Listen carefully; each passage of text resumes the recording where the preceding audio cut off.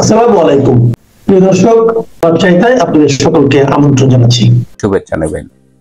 যদি সবকিছু ঠিক থাকে তাহলে আজকে জাতির উদ্দেশ্যে প্রধান নির্বাচন কমিশনার ভাষণ দিয়ে আগামী সংসদ নির্বাচনের তফসিল ঘোষণা করবেন এবং যতদূর জানি আগামী সংসদ নির্বাচন অনুষ্ঠিত হবে 12ই ফেব্রুয়ারি 2026।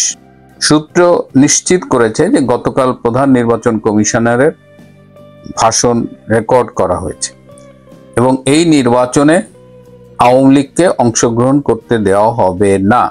ইউনূস প্রশাসনের পক্ষ থেকে জানা গেছে যে তারা মনে করে এই মুহূর্তে আওয়ামী লীগের কার্যক্রমের অনুমতি দিলে আওয়ামী লীগ দেশে হয়তো অরাজকতা সৃষ্টি করবে এবং সেটি সামাল দেওয়া ইউনূস প্রশাসনের পক্ষে কঠিন হয়ে যাবে। সুতরাং তারা এই মুহূর্তে আওয়ামী লীগকে বাদ দিয়েই নির্বাচনটি করবে।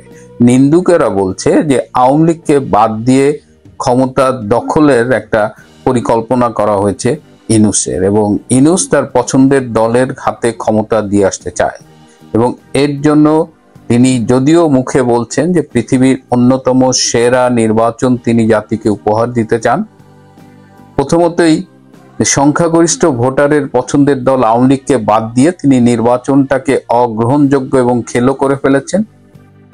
তারপরেও তিনি এটিকে পৃথিবীর সেরা নির্বাচন কোন হিসেবে বলছেন জানি না, তবে তিনি তার পছন্দের দলকে ক্ষমতায় আনার জন্য প্রয়োজনে যে কোনো লেভেলের ইলেকশন ইঞ্জিনিয়ারিং করবার জন্য তৈরি হয়ে আছে।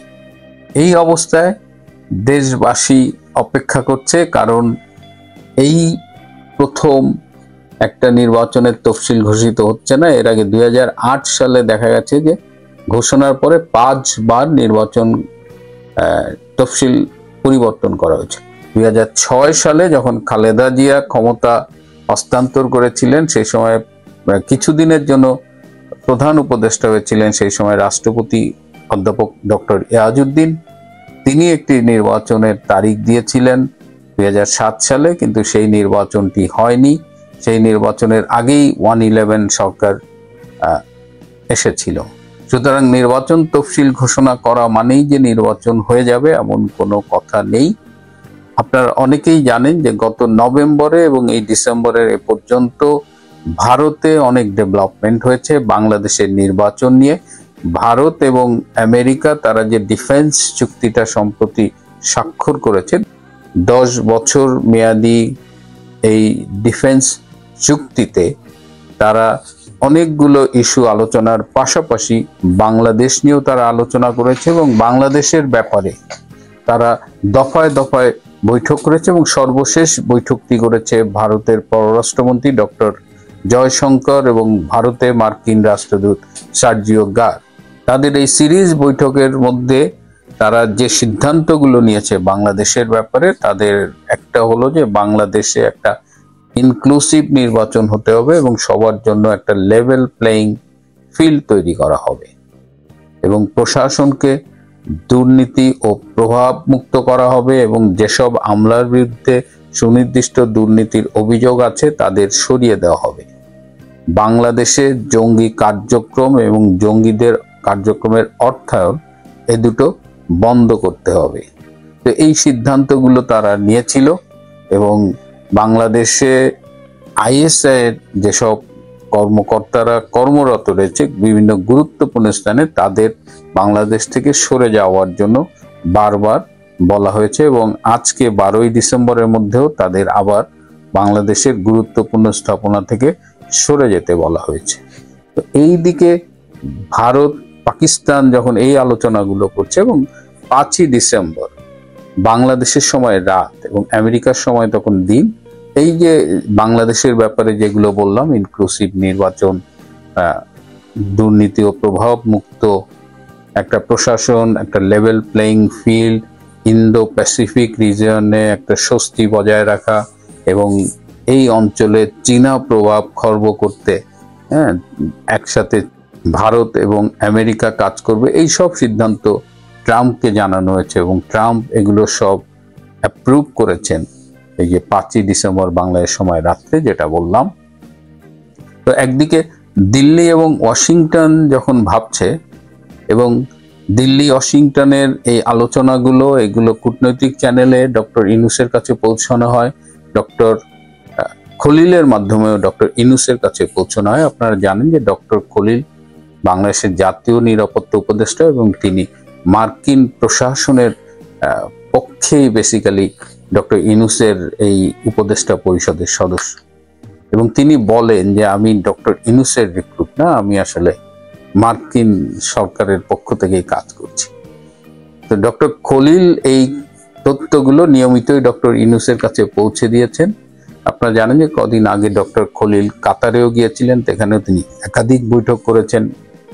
সেখানে ভারতীয়, মার্কিন এবং কাতারের প্রতিনিধিরা উপস্থিত ছিল। সেই বৈঠক থেকে ফিরেও তিনি সব আপডেট ডক্টর ইউনূসকে জানিয়েছিলেন। ডক্টর খলিল যখন ডক্টর ইউনূসকে এইসব আপডেট জানান, তখন এক পর্যায়ে ডক্টর ইউনূস বেশ ক্ষুব্ধ হয়ে গিয়েছিলেন এবং ডক্টর খলিলকে বলেছেন যে আমি আপনাকে পাঠাই আমাদের কথা বলবার জন্য, আর আপনি ফিরে আসেন আমার প্রস্থানের রোডম্যাপ নিয়ে, আপনি একটা বেঈমান। এই ডক্টর ইউনূস ডক্টর খলিলকে বেঈমান পর্যন্ত বলেছিলেন এবং এই ঘটনায় ডক্টর খলিল বেশ আহত বোধ করেছিলেন। তারপরে ডক্টর খলিল খুব চেষ্টা করে যাচ্ছেন।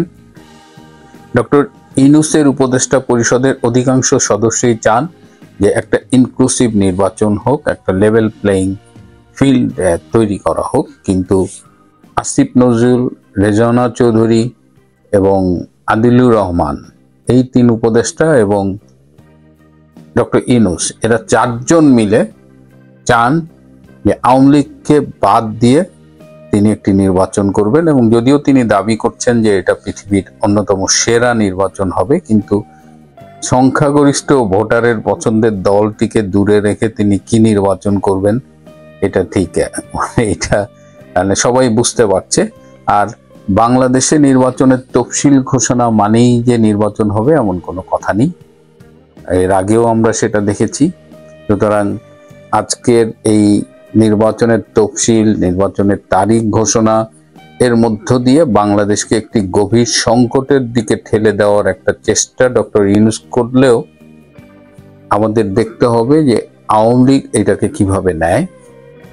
যে পরাশক্তিকে ডক্টর ইউনূস পুষতেছেন না, ডক্টর ইউনূস দিল্লি এবং ওয়াশিংটনকে পুষেন না, তিনি তার প্রশাসন আরো দুটো মহল এর পেছনে জড়িত আছে, যারা তাড়াহুড়া করে একটা নির্বাচন করে ফেলতে চাচ্ছে। এই পরিস্থিতিতে বাংলাদেশে আরো কিছু ঘটনা ঘটছে যেটা খুবই গুরুত্বপূর্ণ, যে আমরা দেখছি যে তিন বাহিনীর প্রধান, বিশেষ করে বিমান বাহিনীর প্রধান এবং নৌবাহিনীর প্রধান একের পর এক বিভিন্ন দেশের রাষ্ট্রদূতদের সাথে মিটিং করছেন। কি আলোচনা করছেন তারা এটা একটু, এবং জেনারেল ওয়াকার খানকে আমরা দৃশ্যপটে কম দেখছি। তিনি ব্যস্ত আর্মির গুরুত্বহীন অথবা কম গুরুত্বপূর্ণ বিভিন্ন অনুষ্ঠানে যোগ দিতে। এই মুহূর্তে আমেরিকার একটা সামরিক প্রতিনিধি দল তারা বাংলাদেশে রয়েছে এবং তারা সেই তাদের যে অনুষ্ঠান সেটি শুরু হয়েছে। উদ্বোধনী শেষে তাদের একজন ব্রিগেডিয়ার জেনারেল সারা, তিনি আমাদের আর্ম ফোর্সেস ডিভিশনের লেফটেন্যান্ট জেনারেল কামরুলের সাথে মিটিং করেছেন এবং সারাও জানিয়েছেন তার সরকার একটি ইনক্লুসিভ নির্বাচন বাংলাদেশে চায়। এর আগে কমনওয়েলথের মহাসচিব এসেছিলেন এবং তিনি বলেছেন ইনক্লুসিভ নির্বাচন না হলে কমনওয়েলথের যে সদস্য দেশগুলো আছে তারা এই নির্বাচনে সহায়তা করবে না। তো আন্তর্জাতিক চাপ যখন বাড়ছে, ইনক্লুসিভ নির্বাচনের পক্ষে, লেভেল প্লেইং ফিল্ডের পক্ষে, ফ্রি অ্যান্ড ফেয়ার ইলেকশনের পক্ষে, তখন ইউনূস অনেকটা ঘাওড়ামি করে তার মতো করে নির্বাচনটি করার চেষ্টা করে যাচ্ছে। কিন্তু তিনি আদৌ এই নির্বাচনটি অনুষ্ঠান করতে পারবেন কিনা। আর আমরা যদি ভুলে না যাই, আওয়ামী লীগ কিন্তু আগে থেকেই বলেছে ডক্টর ইউনূসের অধীনে তারা কোনো নির্বাচনে যাবে না। সুতরাং ইনক্লুসিভ নির্বাচন যদি হয় তাহলে সেই নির্বাচনটি ডক্টর ইউনূসের অধীনে হবে কিনা সেটিও একটি প্রশ্ন। আজকে অনেকগুলো প্রশ্ন আপনাদের সামনে রেখে গেলাম, অনেকগুলো সম্ভাবনার কথা বললাম, ঝুঁকির কথা বললাম, এর মধ্যে আশাবাদী এবং হতাশ হবার মতো অনেকগুলো উপাদান আছে। কিন্তু এটি আমার শেষ পর্ব নয়, সাথে থাকুন, পাশে রাখুন, রাজনীতিতে এখন অনেকগুলো ইন্টারেস্টিং ঘটনা ঘটবে। এই ঘটনাগুলো দেখতে হবে, এই মুহূর্তে হতাশ হওয়া যাবে না। হ্যালো লালবদরের দেশ, কি অবস্থা, কেমন চলছে তোমাদের? কাতারের ভাতারের প্লেন কি এলো অবশেষে? আই জাস্ট ওয়ান্ডার, কাতারের আমির এত গরিব, তার একটা মাত্র এয়ার অ্যাম্বুলেন্স, এবং সেই এয়ার অ্যাম্বুলেন্স কত 7 দিন যাবত আমরা জানতেছি নষ্ট হয়ে বসে আছে। এই আসে তো সেই যায়, একটা ভাব, দেশে আসে তো আসে না। তো যাই হোক, সেই এয়ার অ্যাম্বুলেন্স কি অবশেষে আসবে? গতকালকে নিউজে দেখলাম, আজকে বৃহস্পতিবার, গতকাল বুধবার একটা নিউজে দেখলাম কাতারের ভাতারের প্লেন অবশেষে আসছে এখনো। সার্কাস।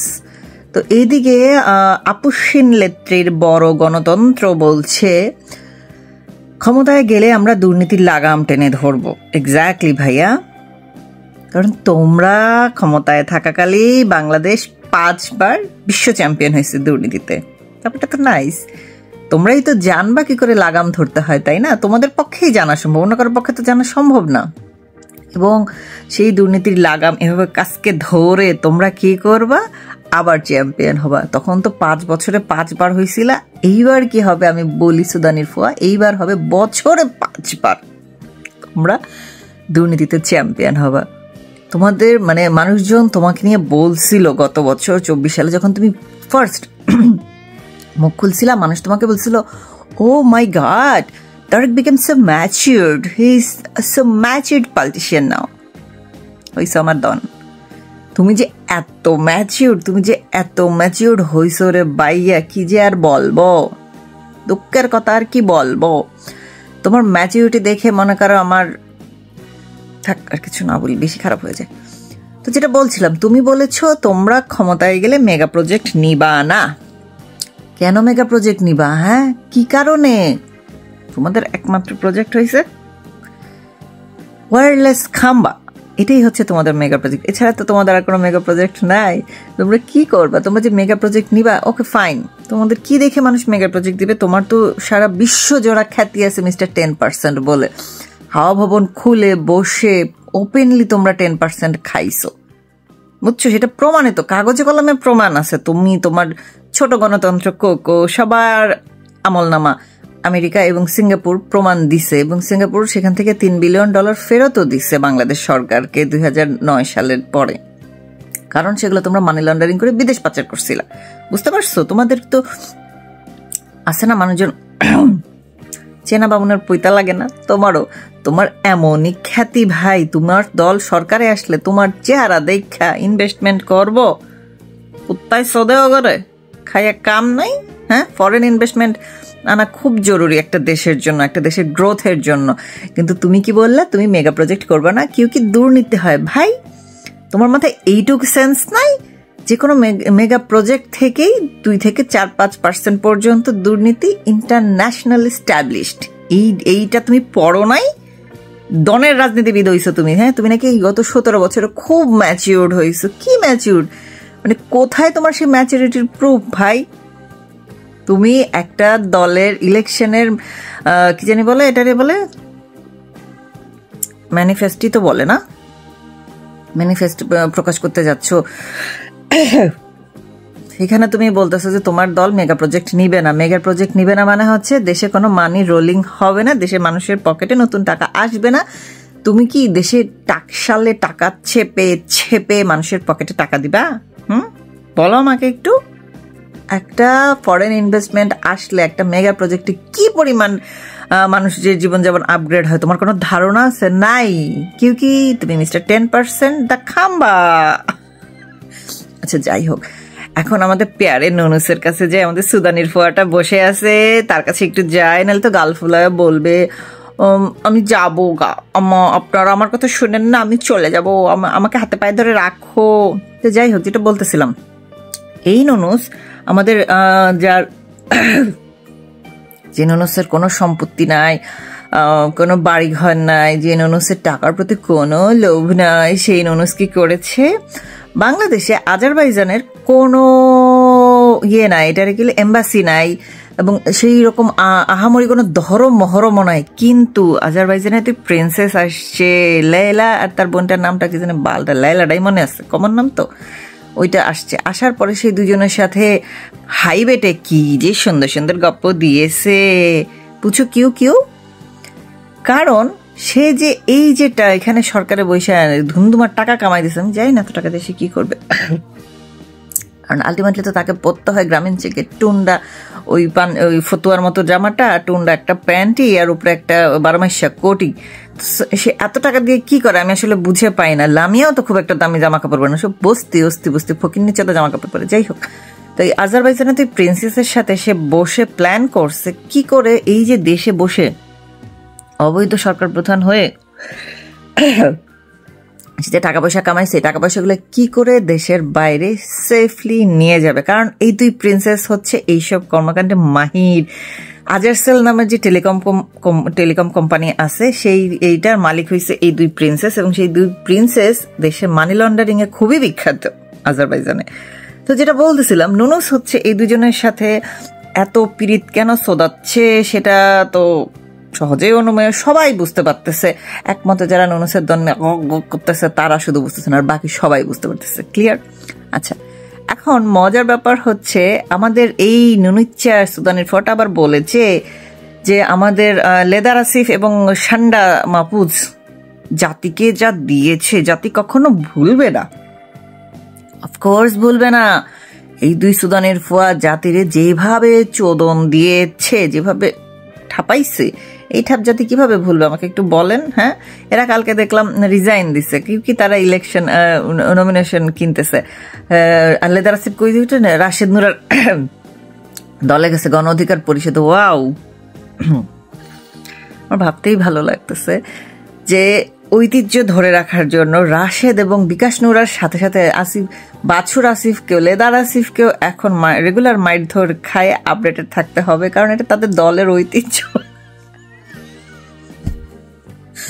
তো যাই হোক, নুনুচ্চা বলছে এই দুই উপদেষ্টা, ছাত্র তরুণ উপদেষ্টা বাংলাদেশকে যা দিয়েছে, কি দিয়েছে বাংলাদেশকে দিয়েছে, তারা ছিল কঙ্কালের মতো হয়ে গেছে, হাতির বাচ্চার মতো, ছোটখাটো হাতির বাচ্চার মতো, বোঝা গেছে। আর তাদের ব্যাংক ব্যালেন্সের দিকে নাই যাই, সেটা সময় আসলে বের হয়ে যাবে। এখন মোটামুটি সবাই জানে।